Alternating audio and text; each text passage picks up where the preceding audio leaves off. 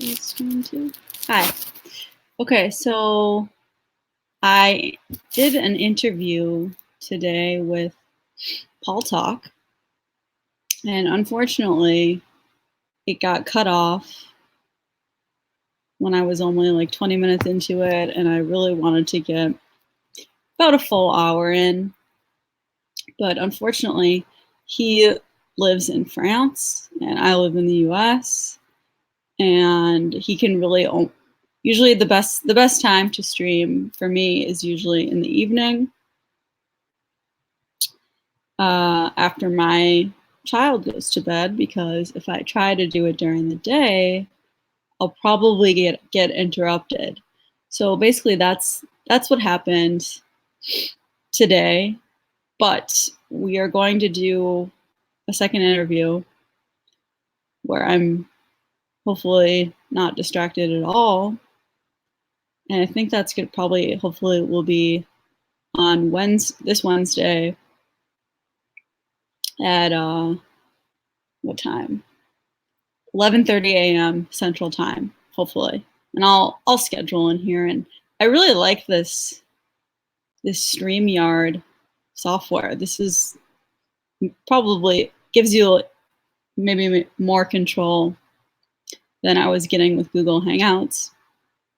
And the only thing I don't like is there's this little silly little logo in the right-hand corner. And you can only have 6 people streaming, but it seems to be like pretty lightweight stuff. I tried using Lightstream, and that was too complex apparently. And I did download OBS. I got it installed. It was working okay, but there was some plugin you needed to get it to work with Skype, and for some reason I was trying to download it on GitHub, and it just like wasn't there. It's really weird. I don't think it was my fault. I'm not that dumb. I actually know how to do some of this stuff, but maybe someday I'll get it to work. Anyway, okay, so what I wanted to talk about, when I was talking with Paul, don't look at my fingernails, they look really bad. I was like in the middle of taking my nail polish off, and it just won't come off, and it looks awful. But anyway, so yeah, I was talking to Paul, and he was talking a lot in the interview about how his dad was a painter, and that's basically how he got started with it. And I was thinking about it too. Like, my mother-in-law is also a painter, probably about the same age as Paul, actually. She's definitely in her 70s. She does like watercolor stuff. She's not bad, you know. I mean, it's like old lady paintings, but the woman's not too bad. She was like an elementary school art teacher. But she also learned from her mother. And that just kind of got me thinking about like how that was kind of the way that I think art worked, especially like the reason I have this Peter Bruegel. Yeah, Bruegel is really amazing. One of my favorite painters, definitely. The reason why I put him up is because this is my big thought. So Peter Bruegel the Elder, I believe, yeah, this one is Peter Bruegel the Elder, but his son Peter Bruegel the Younger, like the paintings that you see, like you can't really tell them apart. And a lot of the time too, like I've noticed when you see paintings marked somewhere, it'll be like follower. If they don't know the artist, well, first of all, I'm not even sure that they can determine if it was the elder or the younger. Second of all, yeah, you'll see a lot of the time like follower of Peter Bruegel or follower of Peter Paul Rubens. And the other interesting thing about it, I don't know, not very much at all is known about the Bruegels, but a lot of the time the way this worked, I know that the way it worked with Peter Paul Rubens is he had a big studio, and a lot of the time, you know, he wouldn't even be really working on it. It was just kind of like, this is the Rubens style, or this is the Bruegel, the Peter Bruegel style, and this is like what we're doing. And it's just interesting because now we place so much emphasis on like the individual artist and like their, individual genius, and they came up with this all on their own, and it's like so progressive and new, blah blah blah. And the biggest example I thought of with this, especially, was in college. I took this class about Picasso, and it was all about Picasso the whole time. And like basically what they were teaching us wasn't necessarily like we would look at Picasso's paintings, but it was more like, okay, like this is what happened like in Picasso's life. He like it was basically like he's the celebrity. We're gonna learn about this guy. Like he's like I guess like it's just this attitude shift from like the artist kind of like retelling like his cultural inheritance, or like depicting his cultural inheritance, like his what else did I say? I have some notes here.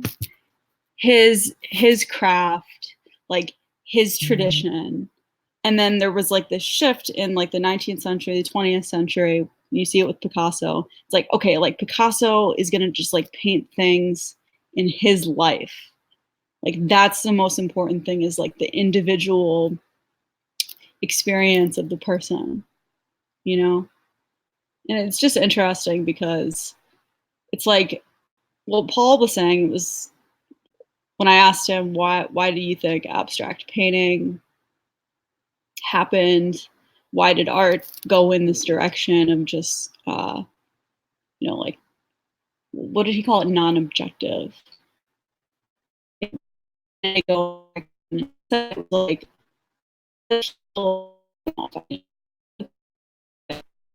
because they thought that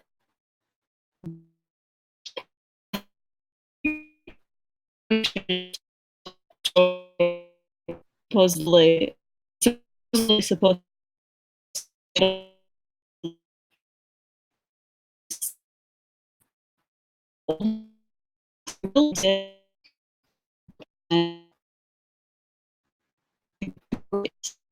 that's um,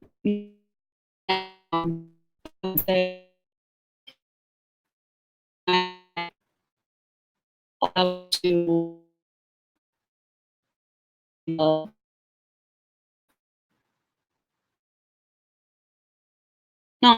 yeah, up until the 19th century, different ideas, like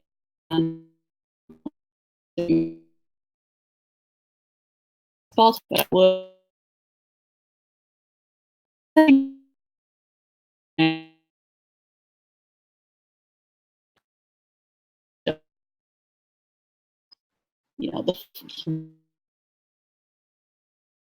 the guy he was just gonna tradition. No, I wouldn't necessarily say his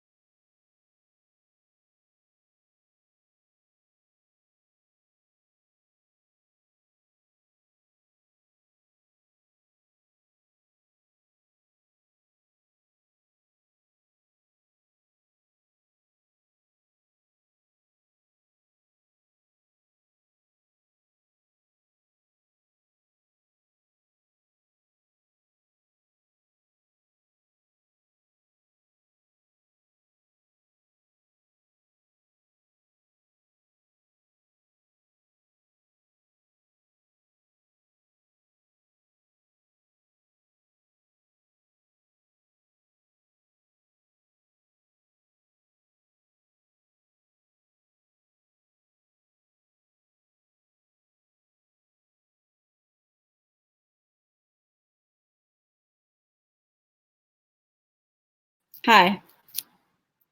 Sorry. I don't know what happened. All of a sudden, it just came up. Hold on. Sorry. I'm getting my painting back. Yeah, it just came up like your internet is bad and it stopped. I'm really sorry about that. Really, really sorry about that. Anyway, okay. Get back to what I was saying. What I was in the middle of my sentence. I was saying that when people are in this mindset that they, especially with, and I'm kind of thinking painting, it definitely applies to architecture too, that they have to reinvent everything from year zero for every generation.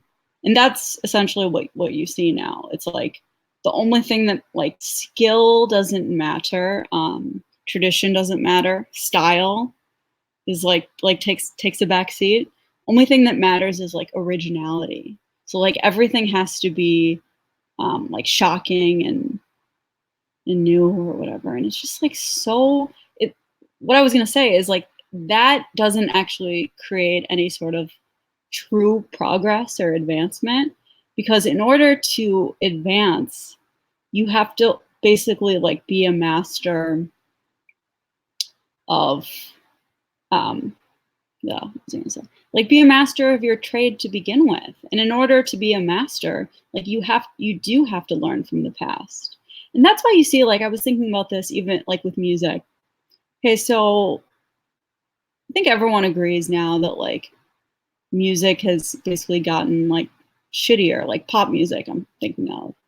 But like in like you listen to like some of the like popular music from the 50s. Oh, here's a really good example. Okay, so the band Procol Harum, I don't know how you say it.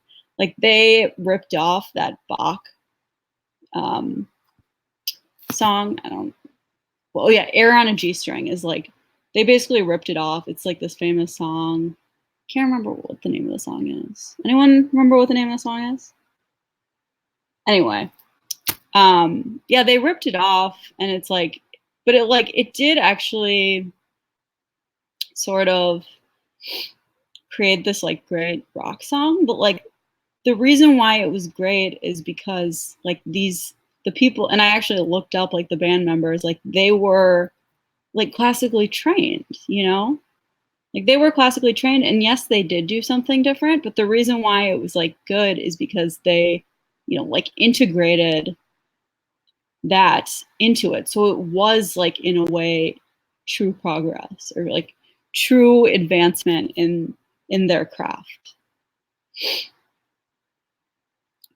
And then like, but now like the problem is like we're no one, like we're not rooted in any sort of like tradition within like any of these things anymore, like art.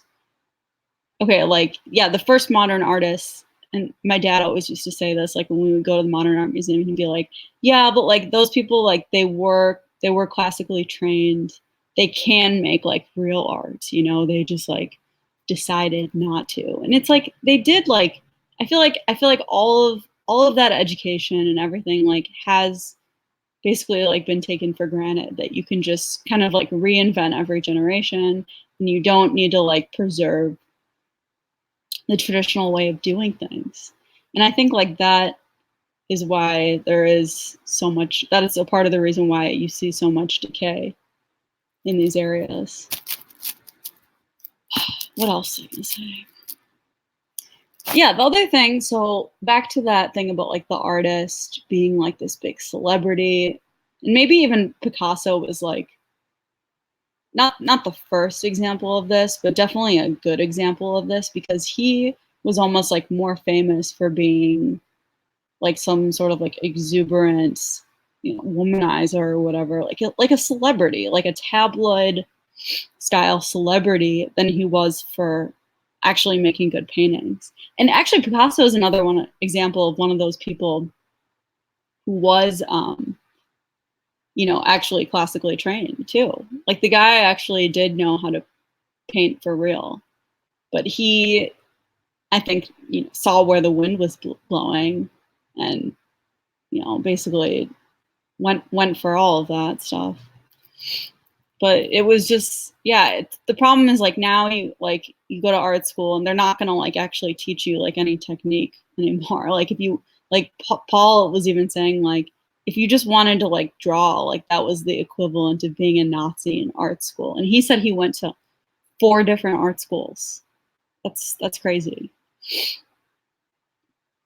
Anyway, yeah, so it's so different, like this idea of the artist, the celebrity, the artist, that's so important. Like we need to be like, you know, reading, and this is what you see too with like art, people who work in museums or like in the art world, like they're always like trying to like find out information on like this artist or that artist, and like there is virtually no information on someone like Bosch or Peter Bruegel because they didn't, it just wasn't, it wasn't like this man-centered society like we have now, like this individualist man-centered way of thinking. It was God-centered, or like, you know, centered, centered, family centered. It just was not centered on, you know, one individual person. That's why we don't know. Even like something like Chartres Cathedral, they don't even know who the architect was. And I'm not sure that's such a terrible thing. Because I think when you like build up the artist or like build up the craftsman as like this like god, then they are going to basically start thinking they can do anything, and like just it doesn't create this like humility of like learn your craft, like learn, you know, the subjects. And some people say, oh, that doesn't, you know, foster like creativity or something, but I'm not, I don't know. I like seeing, I think the paintings of like the classic myths or biblical stories are so like, that people like, I think. I don't get excited about just like, you know, some portrait of some guy. And I've talked about this before in other streams, but that's what you see as time goes on, is just like a replacement, um, with, yeah, basically portraits. I find them really boring. Anyway, well, yeah, I think that's basically what I wanted to say about that subject. But see what chat.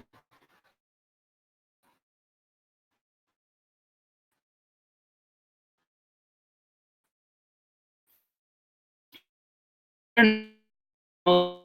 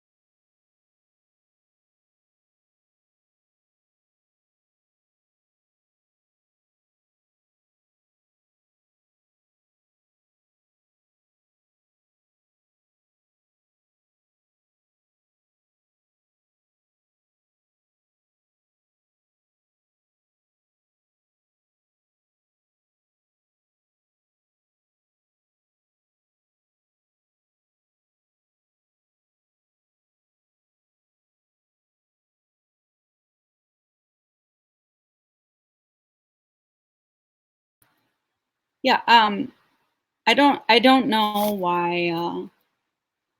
I usually never have problems with Wi-Fi. I really don't know why this is happening. I like this StreamYard thing. It wasn't doing this before when I was doing the interview, and I'm happy at least it's not making me like start the stream over or something. Like it lets me get back on, but yeah, I'm using it because there's no more Google Hangouts. There's no sound. You can't hear me at all.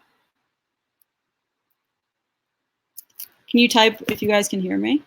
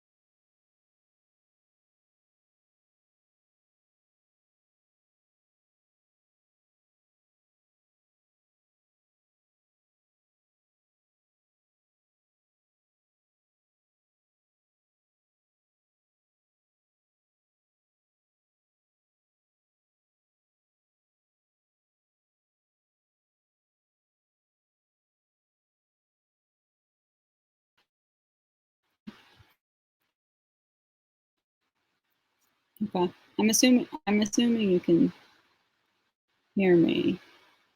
Yeah, I don't know why my Wi-Fi is being weird. That honestly like never happens. But if anyone wants to ask like a question or something, I can answer it. But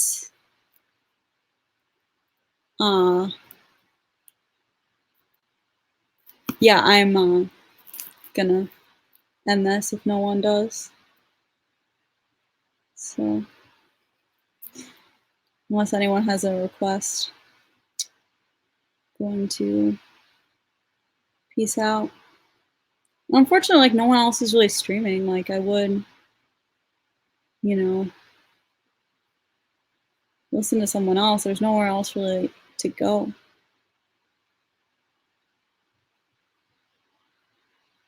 Actually, here, so someone had a pretty good question. Okay, so Space MDCR says, isn't subjective art more close to how human beings actually see than some fake idea of objective, realistic seeing?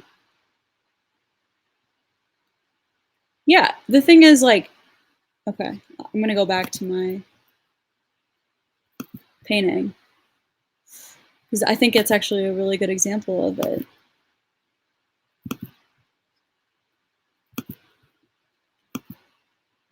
Okay, so like clearly this is not by any stretch of the imagination, you know, realism or classical, like that's what modern artists or contemporary artists call basically all normal art, normal painting.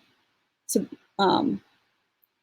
any type of like painting that's actually painting like a real subject, they will call it like classical realist. And I wouldn't say that I would ever describe this particular painting and many like it as realist at all. I think it's, it's very actually pretty fantastical. And something like Bosch is even like a more striking example of that, I think. So yeah, you see now like everything, like all the painting now, it's like it's either really abstract, contemporary or whatever, but or it's like what they call hyper realist, which I hate. And like a good example of like the hyper realist would be like those paintings of that like Michelle Obama. You guys remember those paintings with it was like the Judith and Holofernes, but it was like a black chick like holding the head of like a white girl, and there was like this huge like uproar about it. Like that was like what I would consider hyper realism, which I don't like at all. It's like you're trying to get it to be like photographic, but like really what those painters are doing is just like having a complete lack of any sort of style. It's like, oh, let's just make it like as realistic, like as hyper realistic as possible. But like they're sacrificing, yeah, and any sort of like unique style of their own. And that's what was so cool about the classical painters. It's like you see it and you're like, that's Caravaggio, that's, you know, Bosch, that's Bruegel, right? You know? Yeah, anti-art.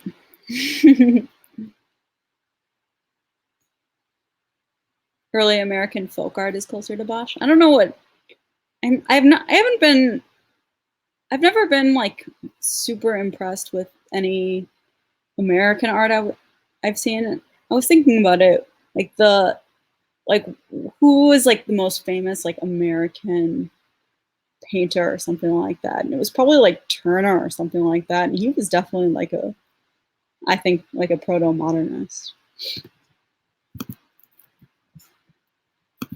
Okay, let's look at another painting because that's kind of fun. Um,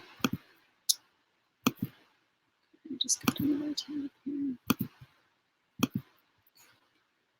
Oh, okay, so I can actually talk about this painting a little bit too. Oh shoot, I did want to like zoom in. It is hard to see.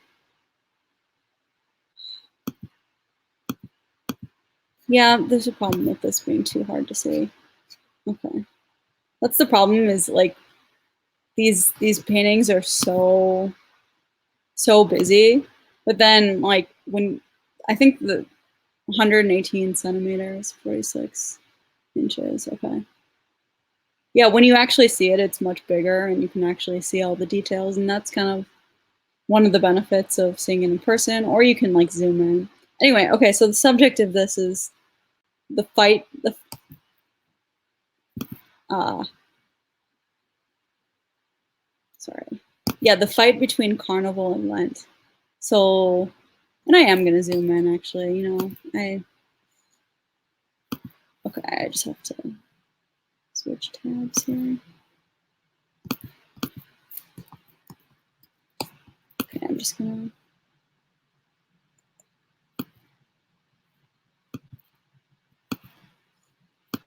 switch that.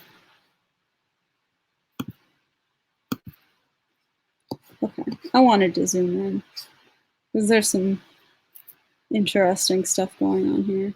Okay, so for anyone who doesn't know, yeah, it's called the fight between Carnival and Lent because Carnival is always like the period preceding Lent.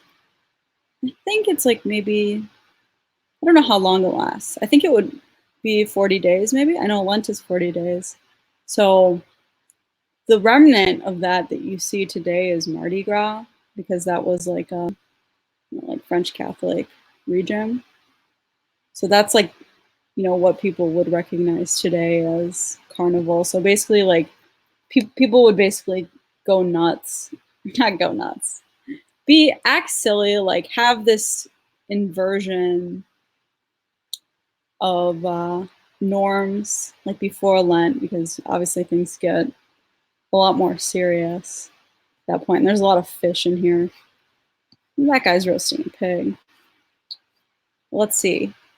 I wanted to find the clash, Okay, here you go. Here you have like some nuns and monks, and they're in the church, and there's like people doing stuff in the church. I don't know. Yeah, people. I don't know what's going on here with like all of these chairs over their heads. I'm not sure, but this is a really interesting painting, and this is definitely like it's almost like a Where's Waldo type of style where there's just like so much going on and so many weird things, or like Richard Scarry. Like I don't know if any of you guys ever read like the Richard Scarry books when you were kids, or if you have kids and you read those, but I love those books.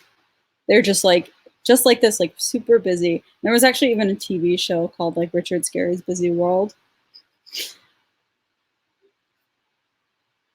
Yeah, I don't know exactly what's going on here, but I do wish I did. Okay, I'm gonna switch to another painting. That one's cool too.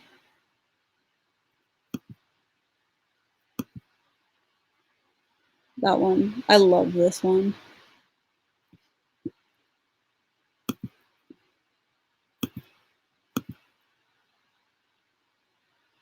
This one is pretty trippy too.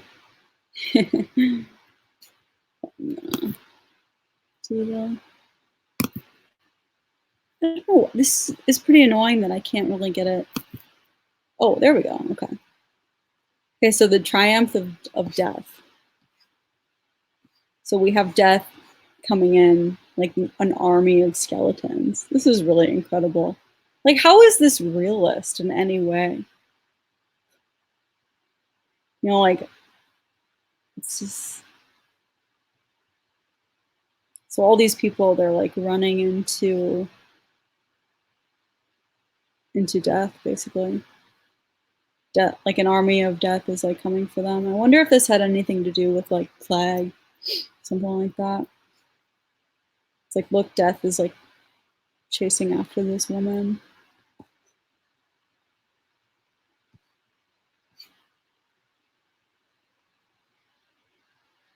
And there's like it's like a jester, looks like, playing cards and gambling.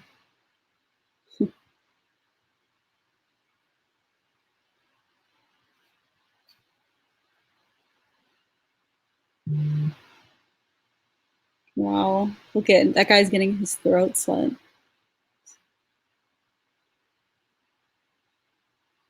Pretty grim. Oops. Shoot. I don't know. Yeah, I don't know what happened. Oh, shoot. I don't know why this keeps happening. Okay, so you had like a legion of death here coming too for people. I mean, I could just look at this for like hours. I don't know about you guys, but I definitely could. Pretty crazy stuff.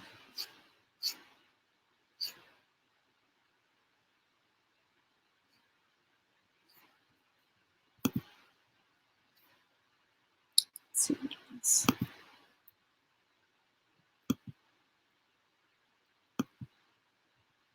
This is a really well-known painting. It's the Tower of Babel. It's actually interesting. If you guys have ever seen like the building for the United Nations, it was like modeled after this. Pretty weird. Oh my gosh, no one could see what I was looking at that whole time. That is so embarrassing. Oh my goodness, how embarrassing. Okay. Wow, so I was just describing nothing. Describing, I'm gonna go back. That's pretty bad. Sorry about that. Could you see any of it?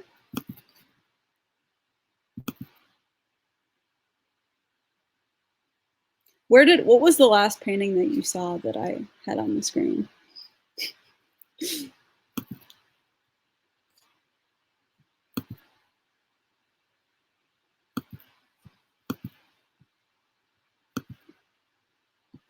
This is what I was talking about with death coming to get everyone.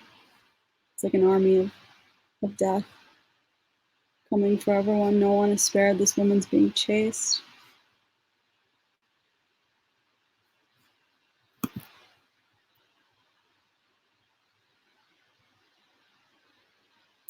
Thank you guys for all being so patient with that. I feel really embarrassed that nothing was up there. I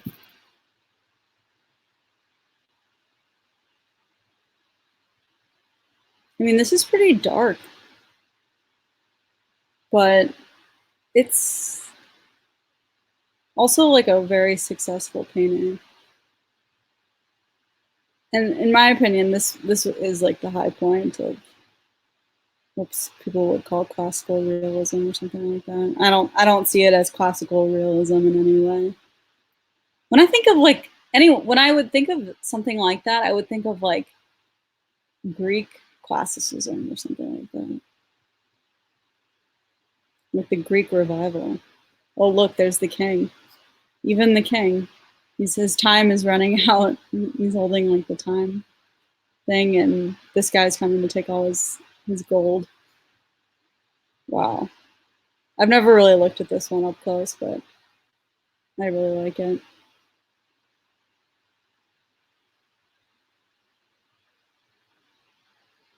What do you guys think?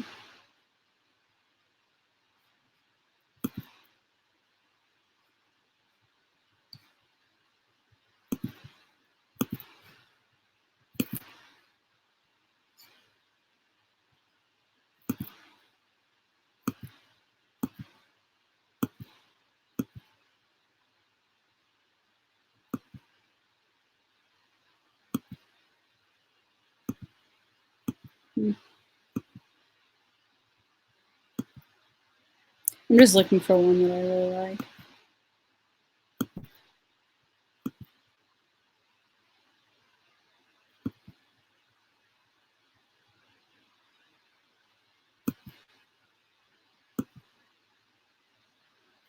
I like this one. Oops, shoot.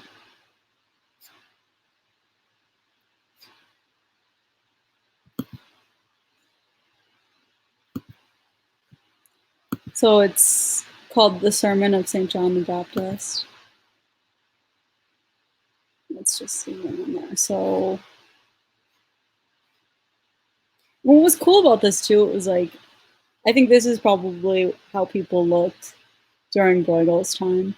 And like, obviously it's Dutch. Like,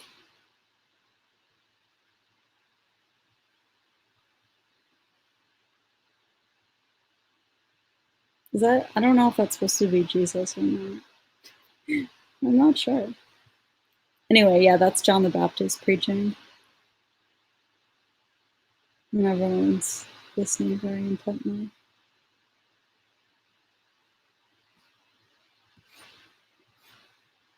Yeah, it's so like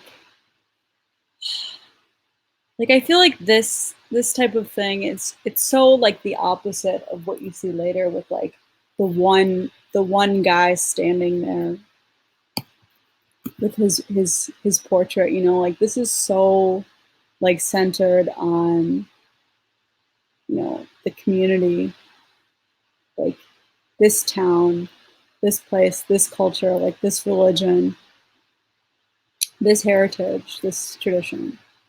And I feel like I keep saying that over and over, but it's just it's so like alien to this like sort of individualistic, myopic, you know, tomorrow is going to be a better day, like view that is just pervasive. It's so the opposite of that. Maybe that's why I'm drawn to it. Uh, anyway, do you guys like these? I like them. Let's see what else we got here. Wedding dance.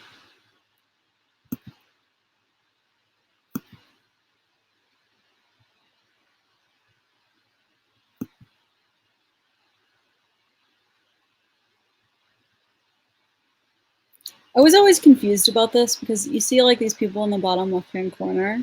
Because that's are those supposed to be like midgets, or is that just, I'm not sure exactly what's going on there.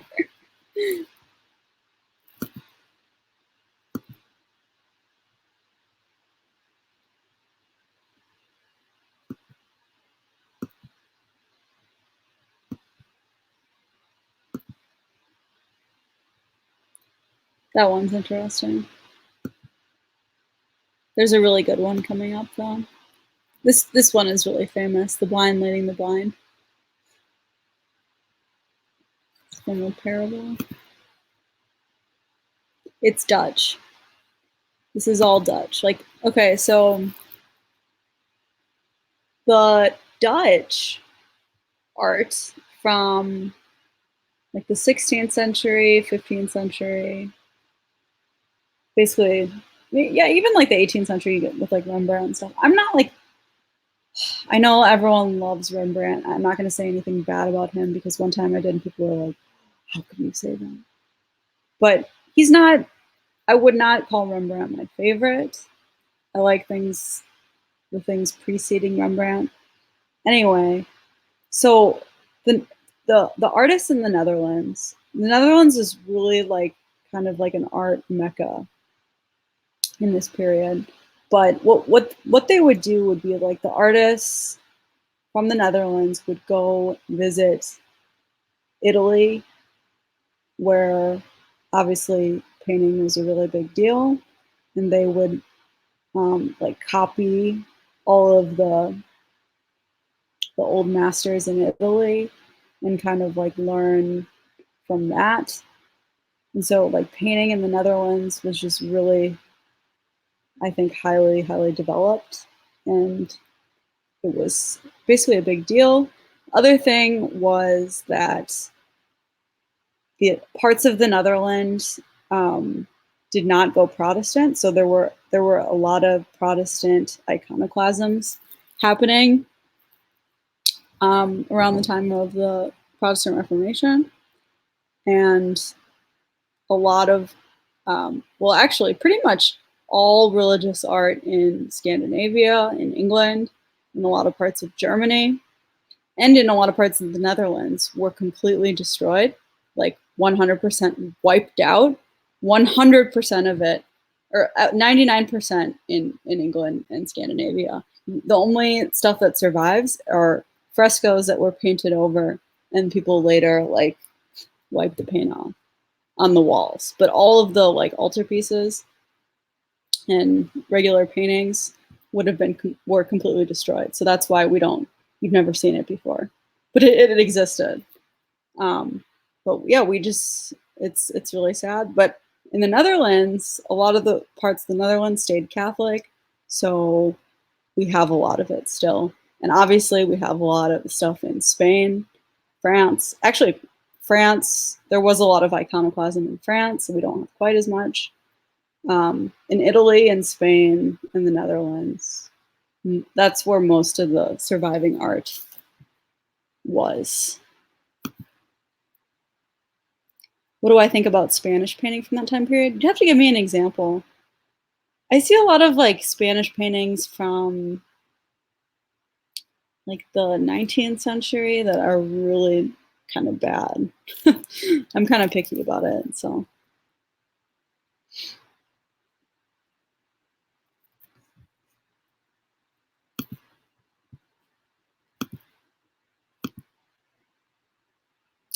This one's interesting too. It's called The Wine of St. Martin's Day. And I'm not really familiar with what St. Martin's Day is. I'm gonna look that up actually.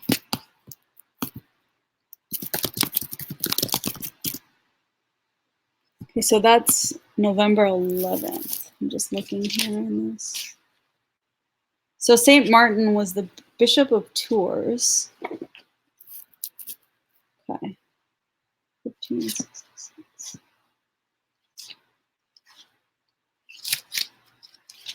Oh, and just a suggestion, if anyone like, this is funny, I'll explain. Actually, I'll read this thing about St. Martin and then I'll say what I was gonna say about that.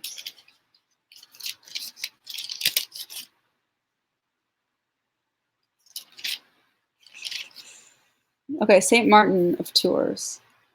In the first 3 centuries, the saints were mostly martyrs. St. Martin is the first bishop and confessor honored by the church in the West. The liturgy gave him a rank equal to the apostles, for he was the principal apostle of Gaul. Okay, so he was French.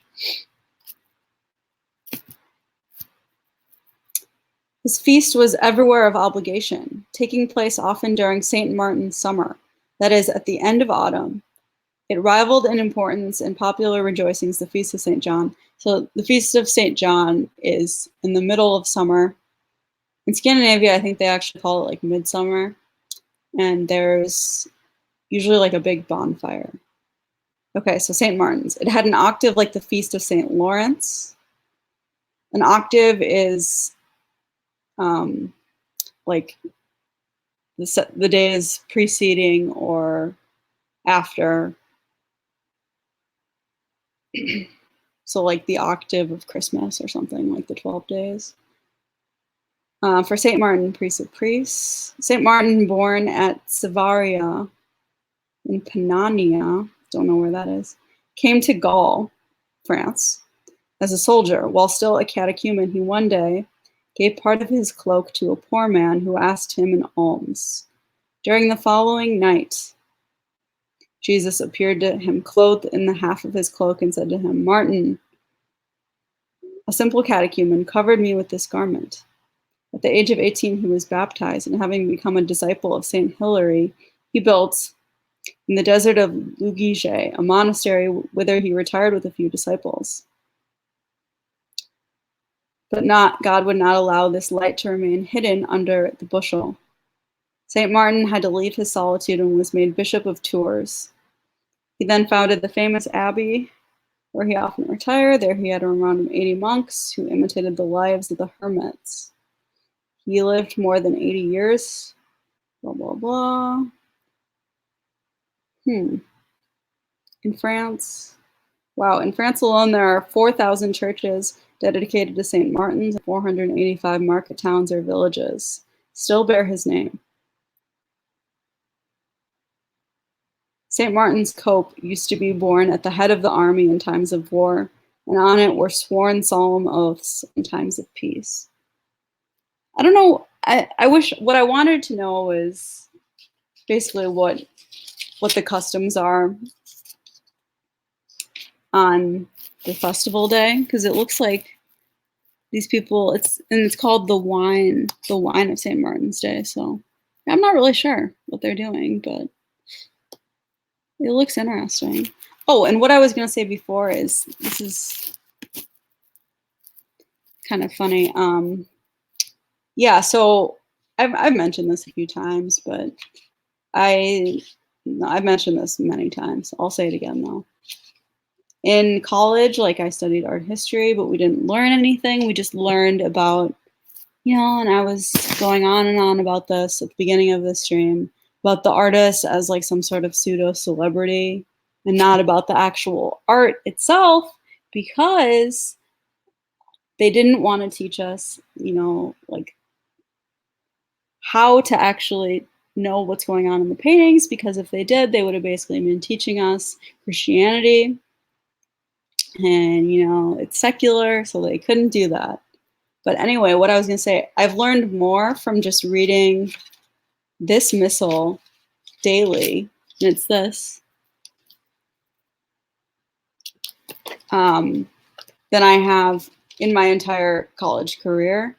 I'm talking about art. Yeah, I've learned more just reading this. And then what I do is look at the saint or the feast for that day, and then I look up the paintings that go with it. And it's been actually amazing how like those are the subjects, like each day of the year, and there's obviously 365 days a year, has like the art, and it's like it goes together perfectly. And I think reading this exact thing is really the best, or maybe the only way to actually understand it. And the funny thing was, I watched this documentary about a Bosch painting, and in it the guy was like trying so hard to like figure out like, what is the Garden of Earthly Delights about? Like, what is it about? No one can figure it out. And so he goes to like Bosch's town and like gets together with these like monks, and they show him like, oh, like it's this liturgy like from this day. And that was it. And like all of these like idiot like supposed like art history buffs that teach in colleges like couldn't figure it out for like forever. And it's just like, no, okay, this is what like these people in the Middle Ages were immersed in, was like the mass and all of like the liturgical stuff that surrounds it, and all of the feast days and everything. Like that was what they lived.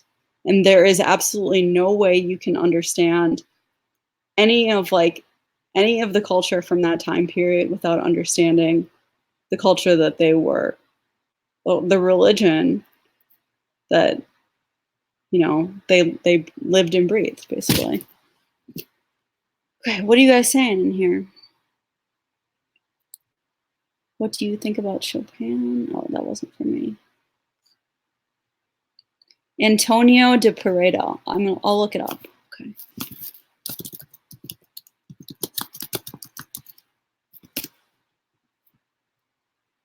Oh, I really like that. 1611. Okay. I've never heard of this guy, but I really like this. The Night's Dream. Yeah, that is stunning. I actually love, like, if you haven't figured it out by now, I love any of the paintings where there's like a lot going on for some reason. Yeah, this is really pretty cool. I wish I knew what it was about. I don't speak Spanish that well. But yeah, that is really nice.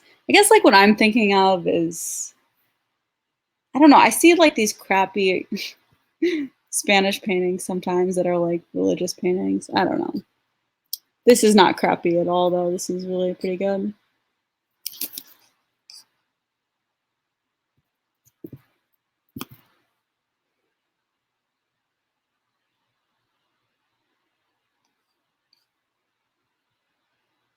Know who one of my other favorites is Peter Paul Rubens. We can look at his paintings if you guys want.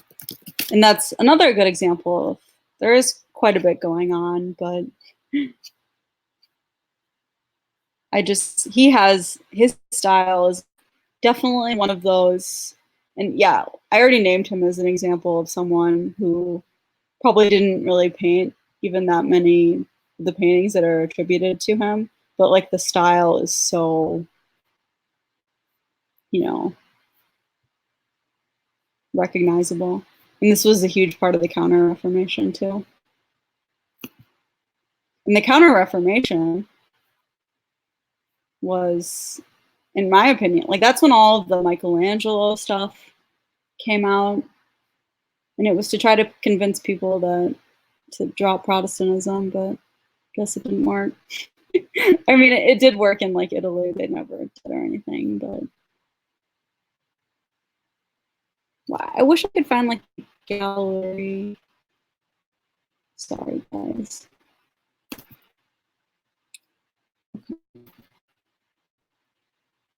Why can't I just find like his works? Theological, religious. So yeah, I guess like my art history professor would call him like the master of painting cellulite because he would always paint these like ladies with a cellulite and they're kind of chubby. Feast of Heritage. So that's the head of John the Baptist, I believe. And that's actually, this is interesting. I believe the feast of the beheading of John the Baptist is coming up. So like the way the feast days work is it's usually like 9 times out of 10 a saint's day, but then you get basically these other feast days that are like celebrating a, what can I say, an event, you know, in the life of Christ or something like that. So you get the nativity of St. John the Baptist, like the Assumption of Mary was 2 days ago, and then yeah, the beheading of John the Baptist.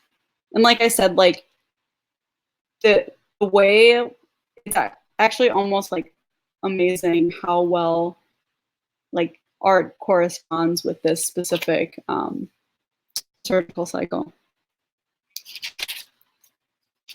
Wait, okay, yeah,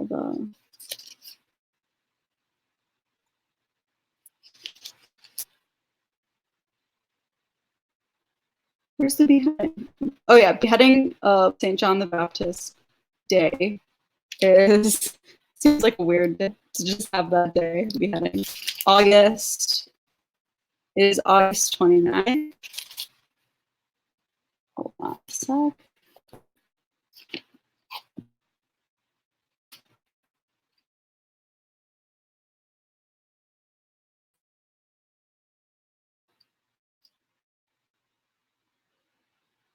Okay, I'm going to read you what it says in here about this. After having solemnized on June 24th the birth of St. John the Baptist, the Church today honors his glorious birth in heaven. Excepting the Blessed Virgin, he is the only saint whose temporal birthday is observed. St. John the Baptist holds in the worship of the Church the first rank after the angels. John the precursor, who had passed 30 years in the desert, where he had flourished like the palm tree and grown like the cedar of Libanus, had the courage openly to reproach Herod with the scandal of his illegitimate union with Herodias, his sister-in-law, whose husband Philip was still alive. It is against the law, he said to the king, for you to take the wife of your brother.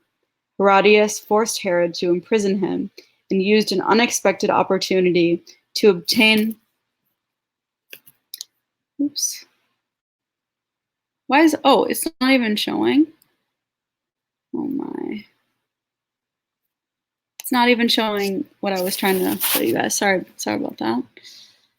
Okay, I'm gonna go back to this. Get at the actual painting that I was discussing. There we go. Okay, this is the painting I was talking about. That's St. John the Baptist's head on that platter right there. There it is. Okay. Okay. John the precursor, who had passed 30 years in the desert where it had flourished like the palm tree and grown like the cedar of Libanus, had the courage openly to reproach Herod. So, excuse me, that's Herod right there. You see him? The hat with that look. He's looking at the head like, what the heck did I just do? Yeah, had the courage openly to reproach Herod with the scandal of his illegitimate union with Herodias, his sister-in-law, whose husband Philip was still alive. It is against the law for you to take the wife of your brother. Herodias forced Herod to imprison him and used an unexpected opportunity to obtain through her daughter Salome the beheading of the saint who thwarted her criminal passion. So I'm guessing that is Salome right there, that kind of fat-looking lady.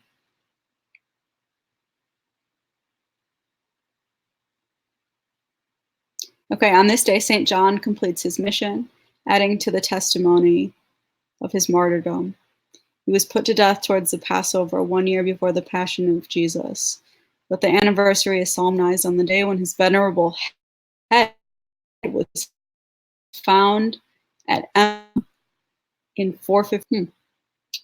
It's related in ancient legends on a winter's day, and this is always the good parts, these ancient legends. That on a winter's day, when Salome was dancing on a frozen river, the ice broke and closing again, cut off the head of the immodest dancer. So yeah, she's like, this is what I'm talking about. Just this little paragraph right here sums up exactly what this is about. So you see, she's obviously, showing a little skin right here. Yeah, it's interesting. But we need to know like the context of this. That's what I'm trying to get across, I guess.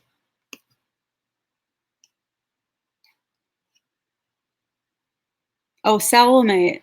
Okay, thanks, Philip. You're smarter than me. Is holding the head of St. John the Baptist. Thank you. See, yeah, I don't know everything at all. That's Salome. Oh, okay, I see. So who is this lady then? The blonde lady. Oh yeah, Salome. She's showing even more skin. You're right.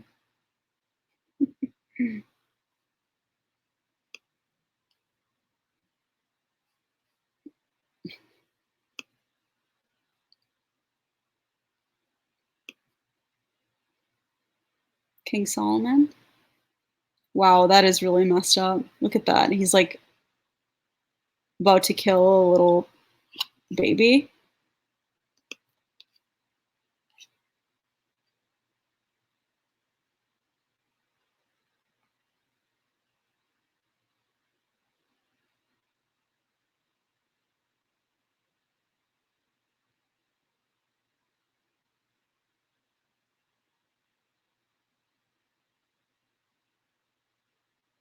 Herodes.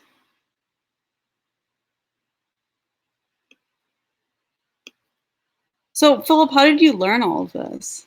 Because I never learned any of it in college. Like, I feel like I'm having to learn it all by myself.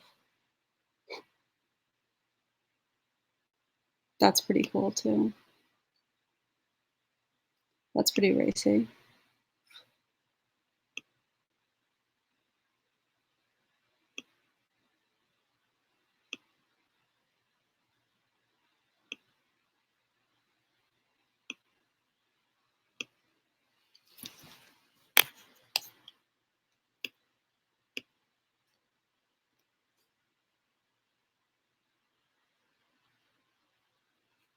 Yeah, Philip knows everything.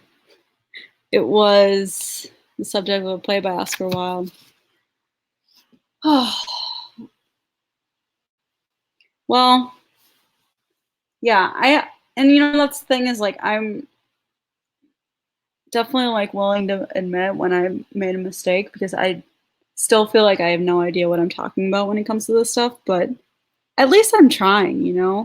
I am trying really hard to like catch up and learn all of the things that I should have learned in school and didn't. So now I have to make up for it. What other painter do you guys want to look at? Or do you want to look at something else?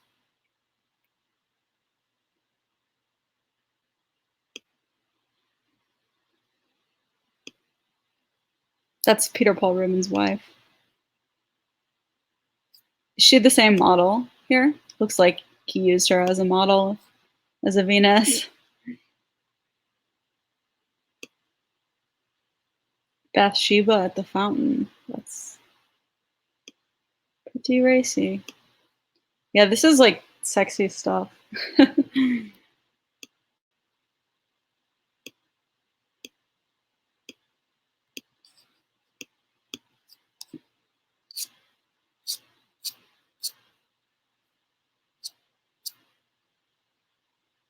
Oh, here we go.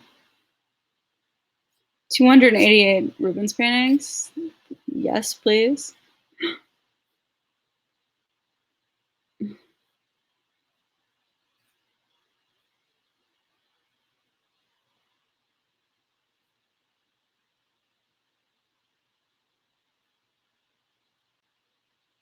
Oh, I know.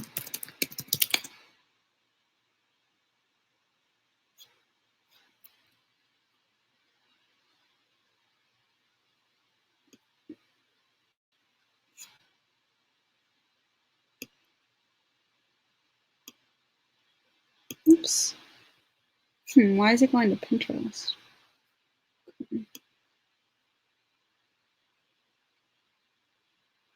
Yeah, Rubens like had that his own style that was so recognizable. There's even you can call things Rubenesque now.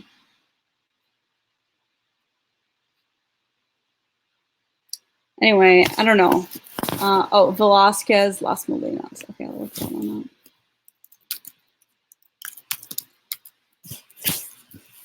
Oh, I know this one. Yeah, this is super, super famous because it has like the painting in the background, and yeah, everyone loves this one. We can look at it.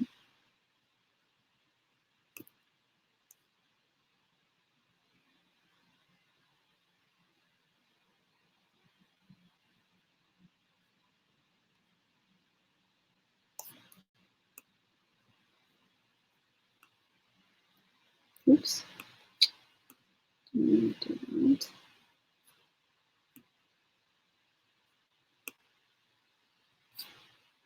It's hard to find like a decent. Why is it going? I don't know why it's going to Pinterest. That's weird.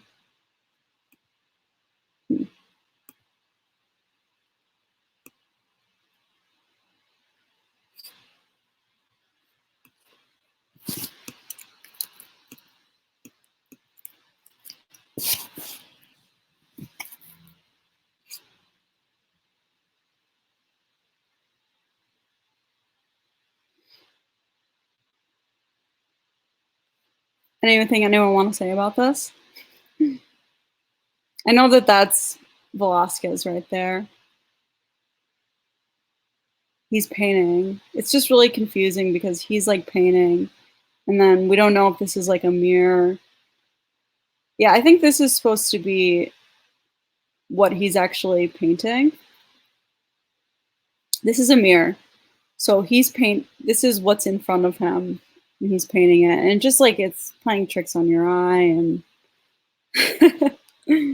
yeah, it's kind of I think people like this because it's like modern in a weird way. You like El Greco? Yeah, it's meta. I don't think Peter Paul Rubens was a converted Jew, actually. If he was, I mean, let me know, but I've never heard that before. Really? You think Rubens is meh? Huh. Well, I guess it's just one of those things that you either love or hate. I think that's a dwarf, actually.